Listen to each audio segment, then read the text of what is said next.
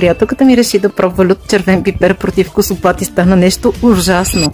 Видя в интернет, че спира косопада, намери някаква домашна рецепта, забърка я набързо вкъщи и реши да я нанесе директно на скалпа си. Тя изкува да го направи и се получи следното.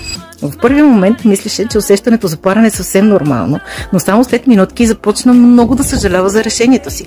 Вместо чудо, скалпа й се зачерви ужасно, започна да сърби и косата й в следващите дни започна да пада още повече.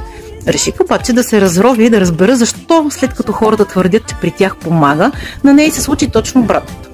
Тогава разбрахме, че домашните опити с лют червен пипер са рискови и крият опасности. Но намерих начин лютия червен пипер да помага без да вреди. Вместо да се мажеш с домашни смеси, които могат да раздразнят кожата, можеш да ползваш безопасна формула, създадена от професионалисти. Формулата А1 на Джомат съдържа екстракт от лют червен пипер, но е прецизно направена, за да е безопасна.